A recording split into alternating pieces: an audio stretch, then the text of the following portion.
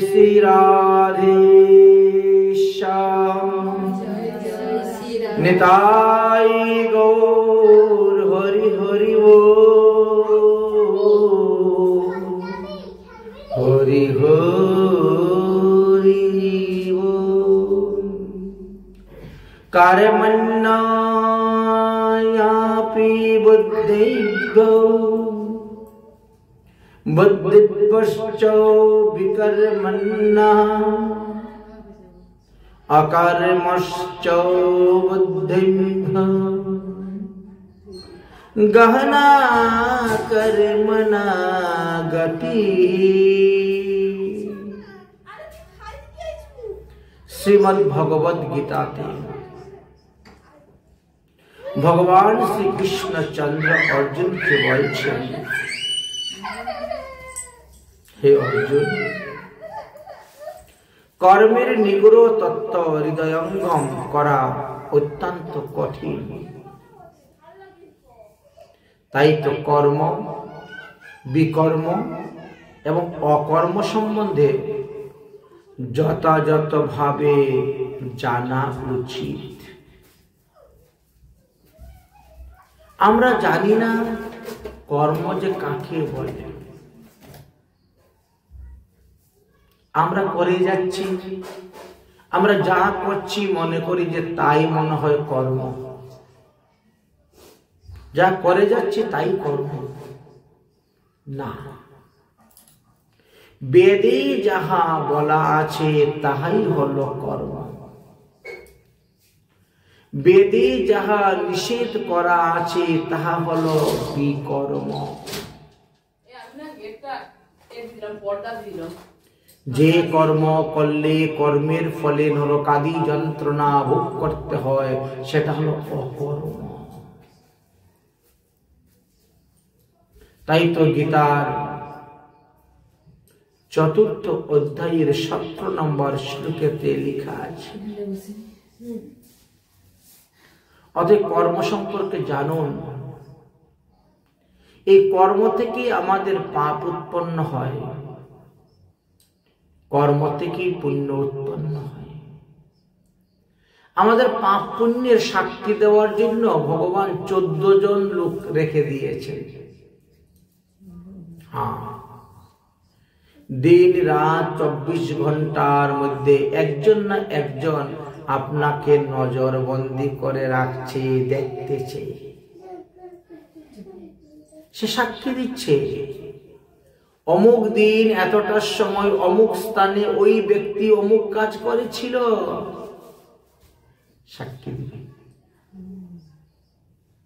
এই ২৪ ঘন্টার মধ্যে ১৪ জন লোক আমাদের সাক্ষীদার আছে। এই জগতের মানুষকে তো আপনি টাকা পয়সা দিয়েও মিথ্যা সাক্ষী দেওয়া হইতে পারে, বা সত্যিটাকে গোপন করেও মিথ্যা বলতে পারে লোকে, কিন্তু ওখানে কিন্তু ঘুষের কারবার নেই।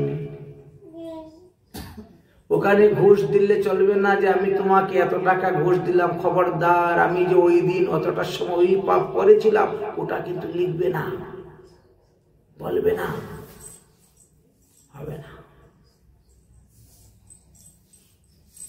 ওরা কিন্তু ঘুষ খায় না, ওরা কিন্তু মিথ্যা কথা বলে না, ওরা আপনার সাক্ষী দিবেই দিবে। যম মহারাজের কাছে হোক, ভগবান বিষ্ণুর কাছে হোক। তাই ১৪ জন লোকের চোখে ফাঁকি দিয়ে আপনি পাপ করবেন এত সহজ? জলের ভিতরে ডুব দিয়ে পাপ করলেও তারা দেখতে পাচ্ছে,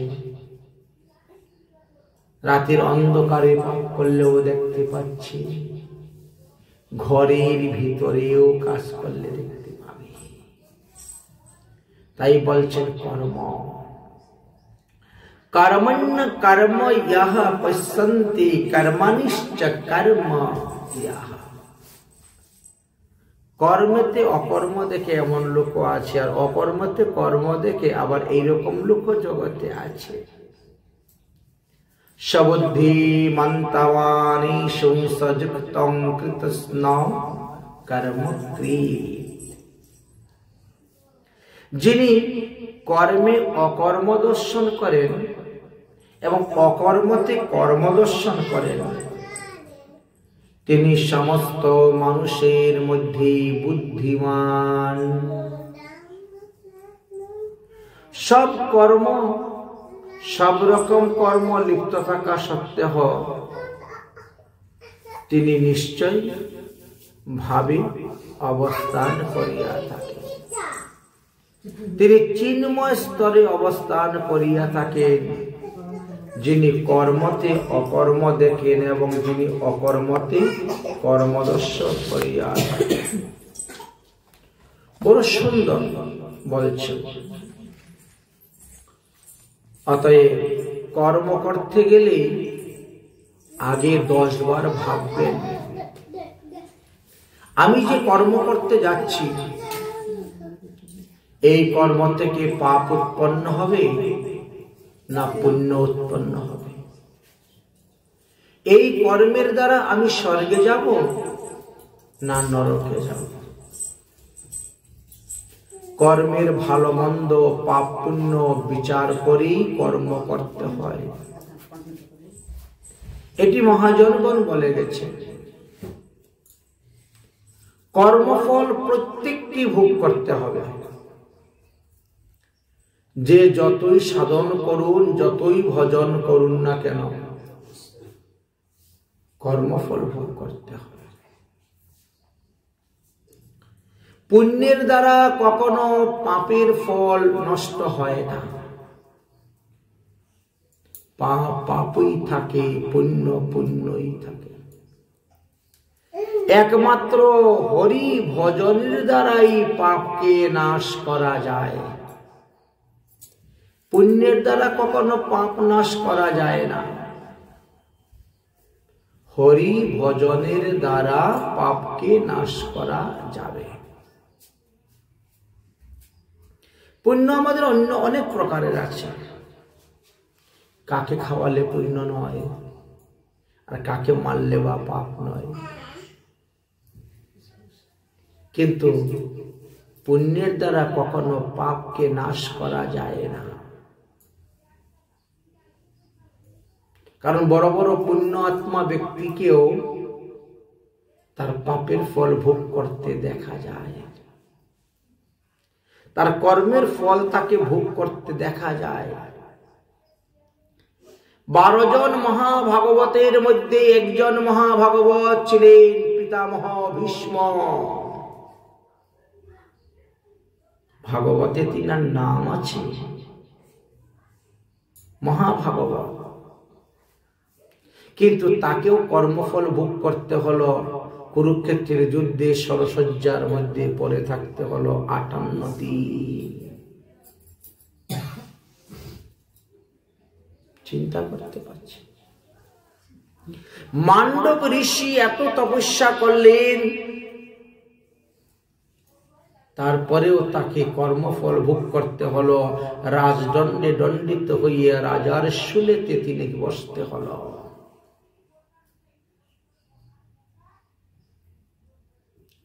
কর্মফল খণ্ডনের একমাত্র উপায় হইল তৈল ধারাবত ভজন। হয়তো বেশি হওয়ার কথা ছিল, অল্পতেই সেরে যাবে, চলে যাবে। এই জন্য কর্ম করার আগে আমাদেরকে চিন্তা করতে হবে, আমরা যে কর্ম করতে যাচ্ছি এই কর্মের দ্বারা আমার পাপ হবে না পুণ্য হবে, স্বর্গে যাব না নরকে যাব। বড় সুন্দর একটা দৃষ্টান্ত দিয়েছেন। ইহ জগতের সুখের জন্য, শান্তির জন্য আমরা পাপ কর্ম করতে, অপকর্ম করতে কোনো দ্বিধা করি না। কিন্তু এখন তো মাত্র 100 জন্মের জন্য মনুষ্য জন্ম। কলিযুগের মানুষের 120 বৎসর পরমায়ু, তাও সবার হয় না,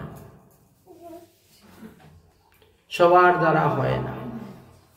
অধিকাংশ লোকই 50-60 বৎসরের মধ্যেই প্রাপ্তি হয়ে যান।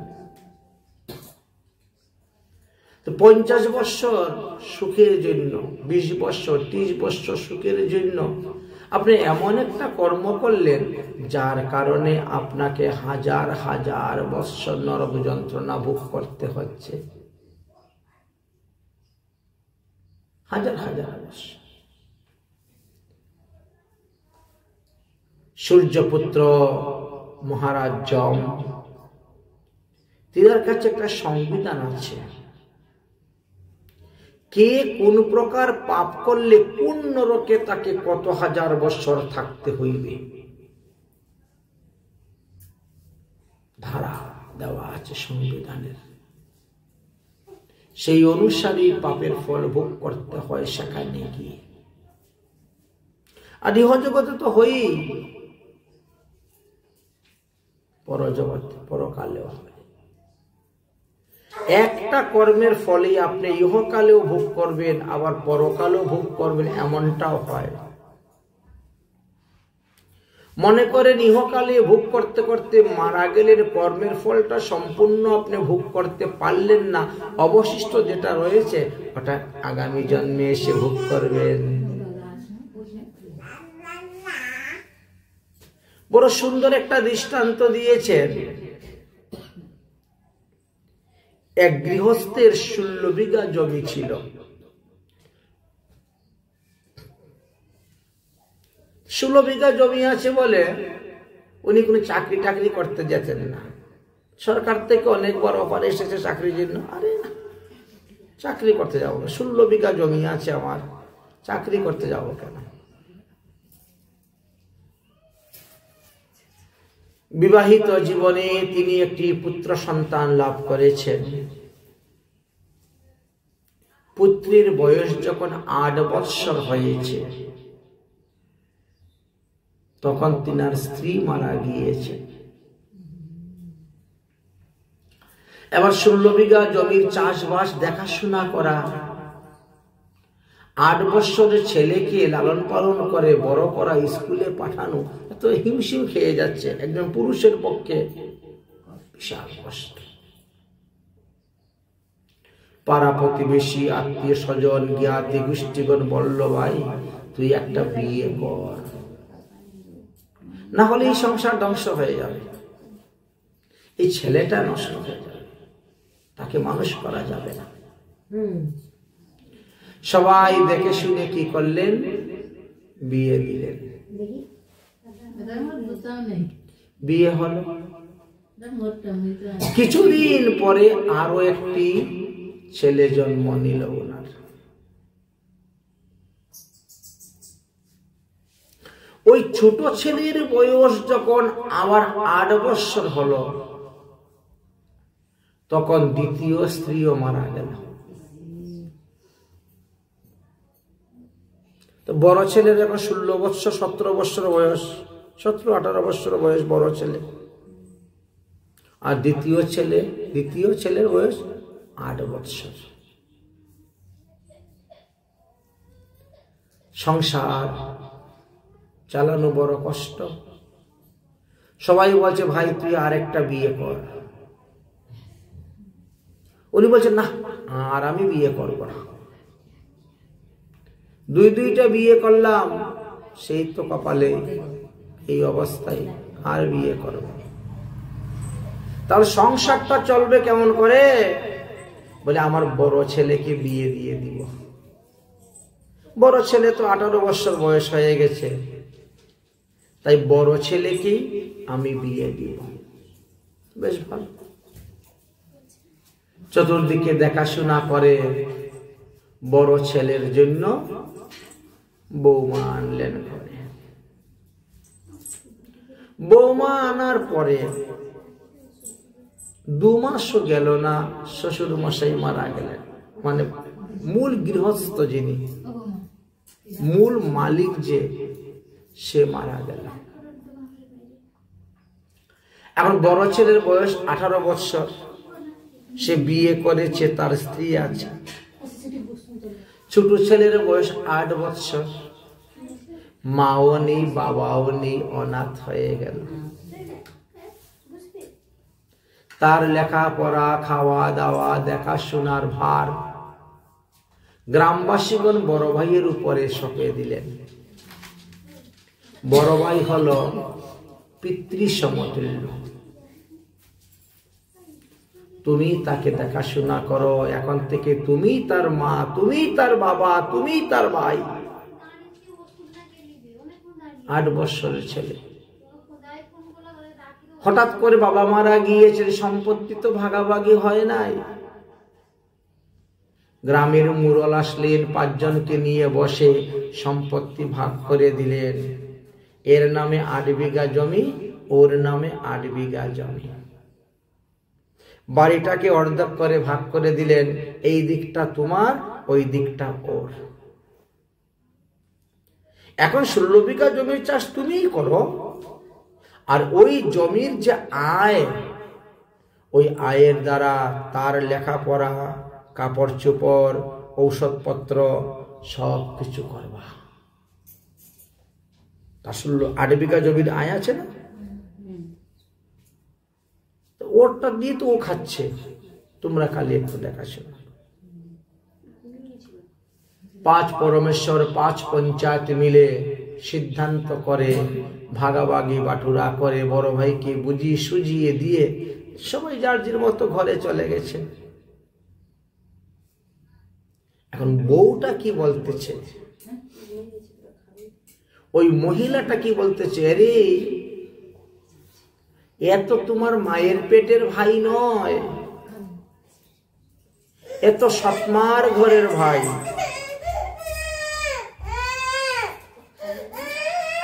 আরে ওকে যদি মেরে ফেলে দেওয়া যায় তো আমরাই তো 16 বিঘা জমির মালিক হয়ে যাব। ওকে আবার এত যত্ন করার কি দরকার? টাইমে টাইমে খাওয়া দাও, ঔষধ দাও, পত্র দাও, স্কুলে পাঠাও, মাস্টার রাখো, টিভি শুনি, কত কিছু। শুধু শুধু এর পিছনে খেটে তো আমাদের লাভ নেই। বড় হলে পরে 8 বিঘা জমি নিয়ে নিবে। এখন তো 8 বছরের ভালো, এই সুযোগে যদি তাকে মেরে ফেলে দেওয়া যায় তো আমরাই তো 16 বিঘা জমির মালিক হব।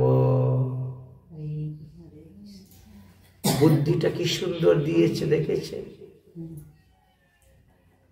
এ কি কর্ম করলো, কি কর্মের বুদ্ধি দেখেন তো। এই জন্য বলছেন কর্ম, অকর্ম আর বিকর্ম বুঝতে হবে। সেও দেখলো যে হ্যাঁ, কথাটা তো ঠিকই বলেছে, এটা তো মিথ্যা নয়। এ তো আমার আপন ভাই নয়, ও তো আমার সৎমার ঘরের ভাই।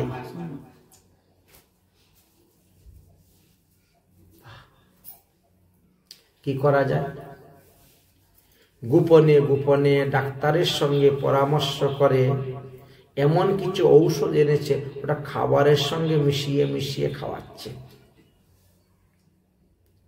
ধীরে ধীরে তার শরীর দুর্বল হয়ে যাচ্ছে, শরীর কমজোরি হয়ে যাচ্ছে। একের পর এক রোগ দেখা দিচ্ছে, জ্বর, সর্দি, এটা সেটা নানা রকম রোগ দেখা দিচ্ছে। পাড়া প্রতিবেশীরা বলে, এই তোর ভাইয়ের এই রোগ হচ্ছে, তো যা চিকিৎসা কর। চিকিৎসা করাস না কেন? তার তো 8 বিঘা জমি আছে। চিকিৎসা তো করাচ্ছি, ডাক্তারের কাছ থেকে ঔষধ তো এনে খাওয়াচ্ছি। আরে গ্রামের ডাক্তারের ঔষধে যদি রোগ ভালো না হয় শহরে নিয়ে চিকিৎসা করা। পরামর্শ দিচ্ছে গ্রামের লোক, শহরে নিয়ে চিকিৎসা করাও। জানে না, শহরে যেতে চাচ্ছে না। এবার আত্মীয় স্বজন, পাড়া প্রতিবেশী, গ্রামবাসীগণ তার উপরে চাপ দিচ্ছেন। আরে 8 বছরের শিশু, তার মা নাই, বাপ নাই, এত বড় একটা অসুখ হয়েছে, আর তুই একটু শহরে নিয়ে ডাক্তার দেখাতে পারছিস না? লোকের চাপে পড়ে শহরে নিয়ে গেছে ভাইকে ডাক্তার দেখাতে। ডাক্তার এখন টেস্ট দিয়েছে, এটা টেস্ট, ওইটা টেস্ট, ওইটা টেস্ট। তো ভাইকে ওখানে পাঠাচ্ছে, ওখানে পাঠায়, ওখানে পাঠায়। আর সে এসে চুপচাপ ডাক্তারের কাছে বসে বলে, ডাক্তার মশাই, এত টেস্ট ফেস্ট দিয়ে পয়সা খরচ করে কি হবে? ও তো আমার নিজের ভাই নয়, ও আমার সৎমার ঘরের ভাই, তো তার জন্য এত টাকা পয়সা খরচ করে কি লাভ? টেস্ট ফেস্টের দরকার নাই, আমি আপনাকে এতগুলা টাকা দিয়ে দিচ্ছি, এমন একটা ইনজেকশন দেন, বাড়ি যাওয়ার পরে 3-4 দিন পরে যাতে মরে যায়।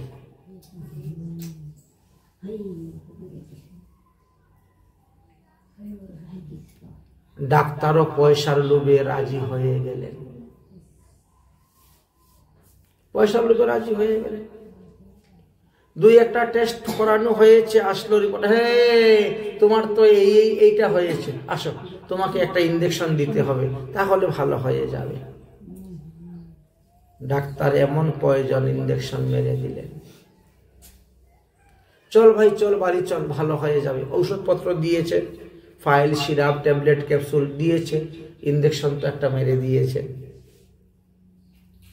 চলে আসলেন বাড়িতে, রোগ তো আরো বেড়ে গেল। 3-4 দিন পরেই সে মারা গেল। একটু মিথ্যা কান্না করতে হয় লোক দেখানোর জন্য, সমাজ দেখানোর জন্য, একটু কান্নাকাটি করে দিলেন। লোকজন মনে করছে সত্যিই তো, ইস, ভাইয়ের জন্য এত কষ্ট করলো, এত চিকিৎসা ব্যবস্থা করলো, তারপরও সে ভাইকে বাঁচাতে পারলো না। সবাই এই কথাই বলছে, ভাইকে বাঁচানোর জন্য শহরে পর্যন্ত গিয়েছিল ডাক্তার দেখাতে, কিন্তু ভাইকে বাঁচাতে পারলো না।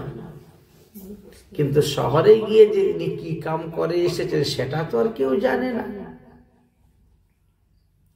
ওই জীবাত্মা মারা যাওয়ার পর জমালয়ে গেল।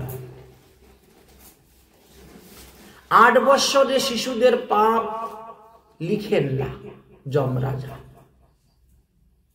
12 বৎসর বয়স না হওয়া পর্যন্ত যমরাজ কোন শিশুদের পাপ খাতায় লিখে না।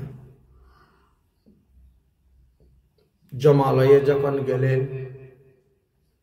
যম মহারাজ বলছেন, হে জীবাত্মা, বলো তুমি কি চাও? তোমার তো কোনো পাপ পুণ্য লেখা নাই, তোমার প্রারব্ধ কর্ম অনুসারে তুমি গিয়েছিলে, তোমার জন্ম হয়েছিল, 8 বছর বয়সে প্রারব্ধ কর্ম শেষ, তুমি আবার চলে এসেছ। জীবাত্মা বলছে, আমার 8 বিঘা জমি তো আমি ভোগ করতে পারি নাই। 8 বিঘা জমি ভোগ করার আগেই তো আমি মরে গেছি। আমার এই 8 বিঘা জমি ভোগ করার জন্য আবার আমাকে পাঠাও।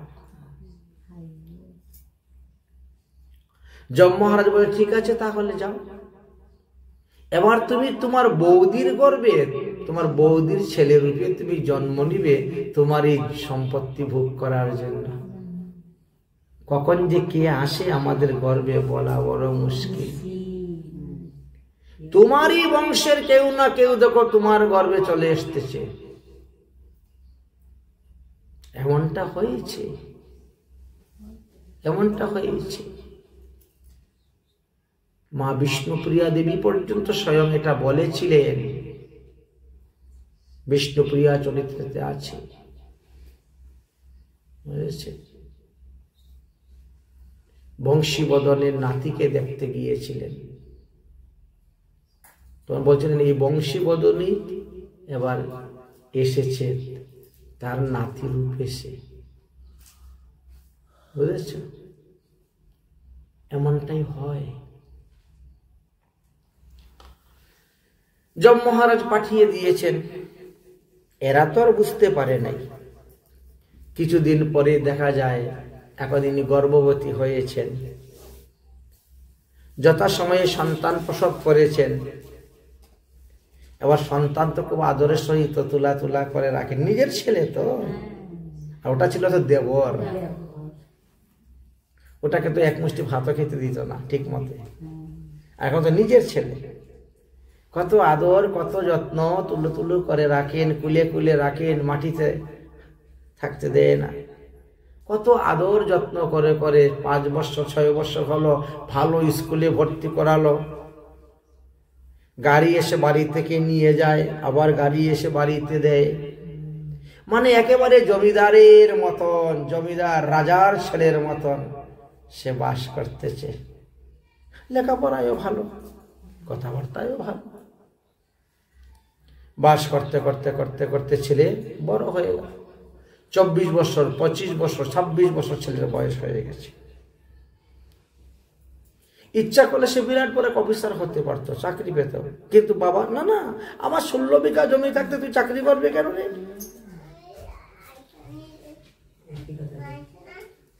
16 বিঘা জমি আছে আমার, তুমি চাকরি করতে যাবে কেন? পরের গুলো আমি করবে কেন? চাকরি করতে হবে না। খুব ভালো সুন্দর ফুটফুটে এক বৌমা ও ছেলের জন্য নিয়ে আসলেন। বিয়ে হওয়ার 2 মাস পরেই ছেলের অ্যাক্সিডেন্ট হয়ে গেল। একবারে বিছানায় শয্যা, কোমরের পিঠের হাড় সব ছেড়ে দিয়েছে, জয়েন্ট। উঠে দাঁড়াতে পারে না, বসতে পারে না। ওই বিছনার মধ্যে পায়খানা, বিছনার মধ্যে প্রস্রাব, বিছনার মধ্যে স্নান, বিছনার মধ্যে খাওয়া দাওয়া।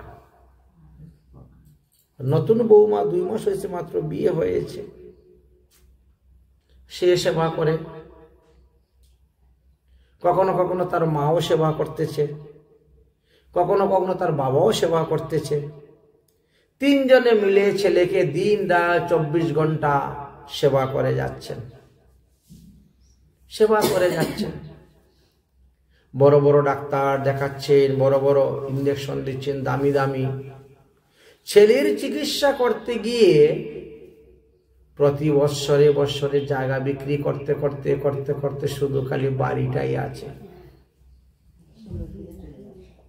শুধু বাড়িটাই আছে, আর কিছু নেই।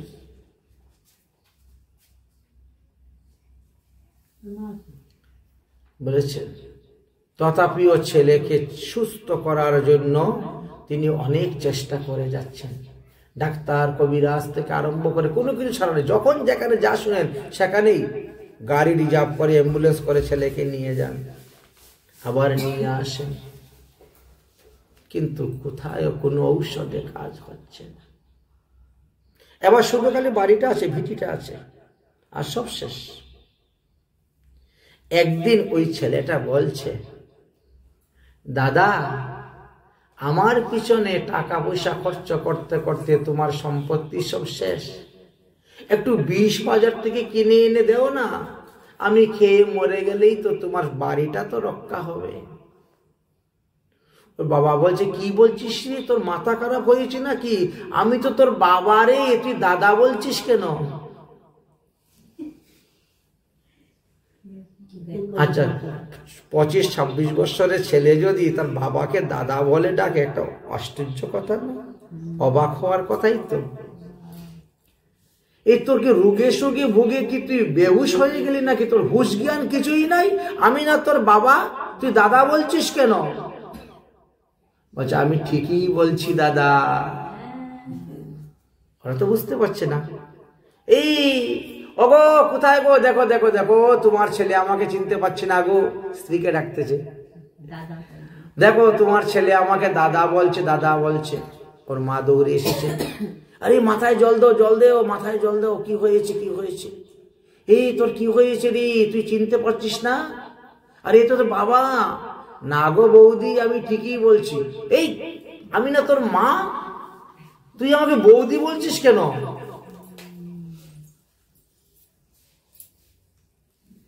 বলছে, আমি ঠিকই বলছি,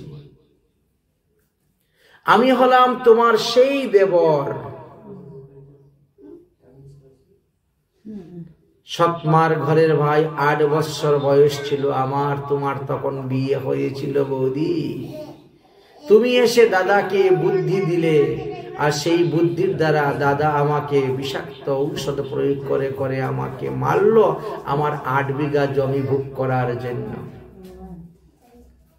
আর আমিও তার প্রতিশোধ নেওয়ার জন্য আমার 8 বিঘা জমি ভোগ করার জন্য আমি তোমার পুত্র রূপে এসে জন্মগ্রহণ করলাম।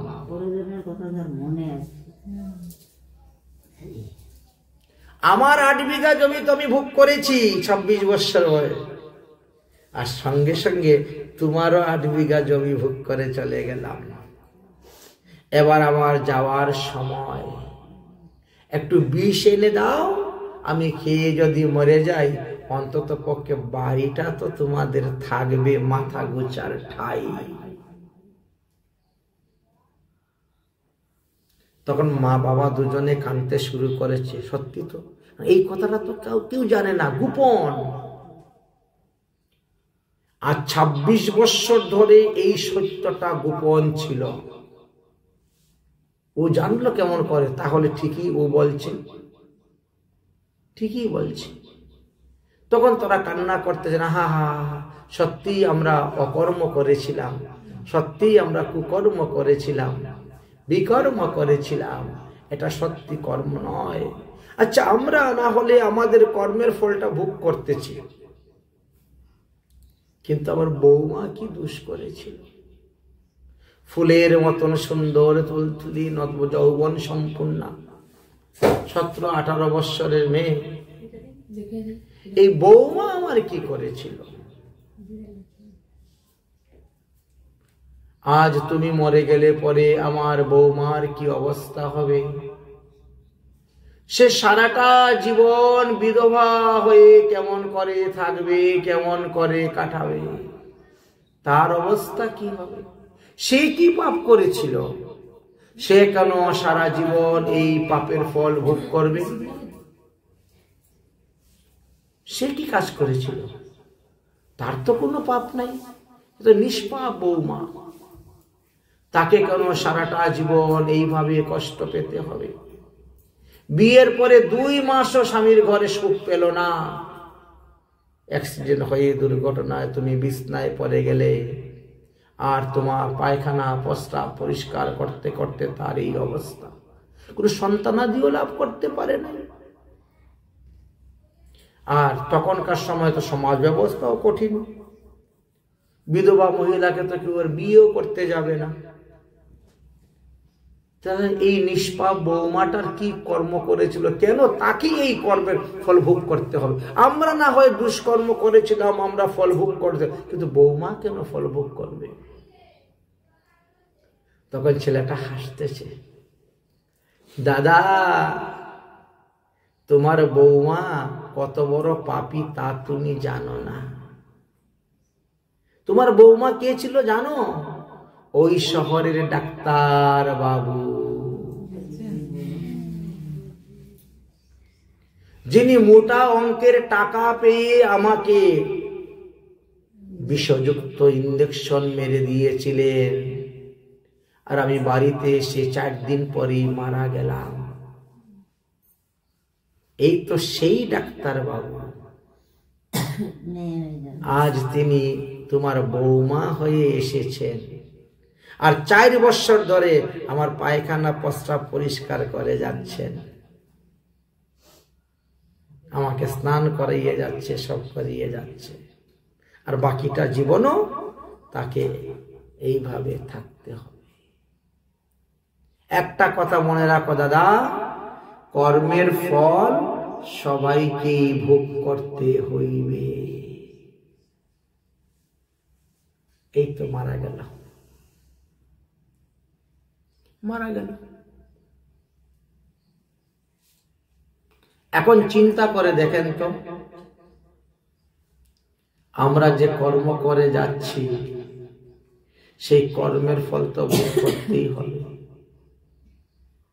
2 হাত জায়গার জন্যই ভাইয়ে ভাইয়ে হানাহানি মারামারি যা কিছুই করেন, অন্যায় ভাবে অন্যের সম্পত্তি লুট করেন, কদিনের সুখের জন্য করছেন, কিন্তু পরবর্তীকালে গিয়ে তোমাকে কত দুঃখ ভোগ করতে হবে। শ্রীমদ্ ভাগবত মহাপুরাণে অজামিল চরিত্রতে নরক বর্ণনের কথা আছে। এই নরক বর্ণনেতে বর্ণন করে গিয়েছেন কোন কোন পাপের ফলে কতদিন কোন নরকে গিয়ে আপনাকে বাস করতে হবে, তারপরে পৃথিবীতে এসে আপনি কি কি জন্ম গ্রহণ করবেন, কোন কোন যোনিতে জন্মগ্রহণ করার পরে আপনি মনুষ্য জন্ম পাবেন।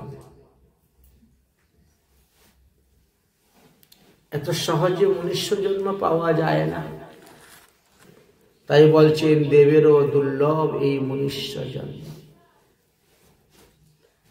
শ্রীমদ্ ভগবত গীতায় প্রায় 8 জায়গাতে কর্মের কথা আলোচনা করে গিয়েছে,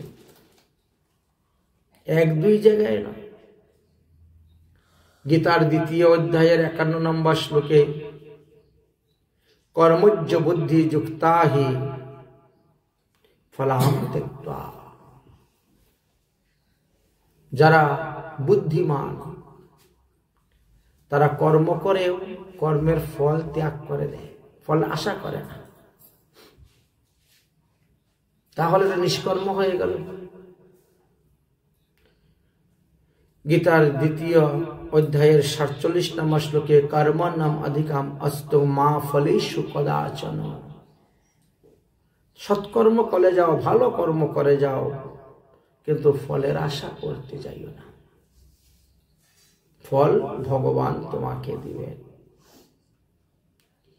গীতার 2য় অধ্যায়ের 6 নম্বর শ্লোকে কর্মেন্দ্রিয়ানি বলে গেছেন, আমাদের 5টি কর্ম ইন্দ্রিয় আছে, 5টা জ্ঞান ইন্দ্রিয় আছে। এক একটা ইন্দ্রিয়ের দ্বারা এক এক প্রকার কর্ম হয়, এক এক প্রকার পাপ পুণ্য উৎপন্ন হইয়া থাকে। গীতার 3য় অধ্যায়ের 15 নম্বর শ্লোকে কর্মণম অদ্ভুতম ভব বলে গিয়েছে, কর্ম হইতে তো ফলের ভোগ উৎপন্ন হয়। ভাগবত বলেছেন, ভগবান শ্রীকৃষ্ণচন্দ্র পর্যন্ত বলে গিয়েছেন যদুবংশীয় বালকগণকে, হে যদুবংশীয় বালকগণ, সাধুগুরু বৈষ্ণবরা হলো আদরের বস্তু, তারা যদি কখনো তোমাকে মারে, প্রহার করে, গালি দেয়, খবরদার তুমি তাকে দিও না।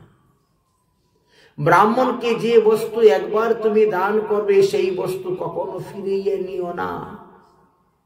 ব্রাহ্মণের কোন সম্পদ কখনো চুরি করিও না। যদি ব্রাহ্মণের সম্পদ চুরি করা হয় তাহলে 60,000 বৎসর তাকে বিষ্ঠার কৃমি হয়ে থাকতে হয়। 60,000 বৎসর বিষ্ঠার কৃমি হয়ে থাকতে হয়। তো এইভাবে বর্ণন করা আছে, এক একটি পাপের এক এক রকম। গীতার 3য় অধ্যায়ের 20 নম্বর শ্লোকেও কর্মণ্যহি সংবেদম সিদ্ধম সংস্থিতম বলে গিয়েছে, কর্মের দ্বারাই আমরা সিদ্ধি লাভ করতে পারি, আর কর্মের দ্বারাই আমাদের নরকে যাওয়ার দরজা খুলে যায়।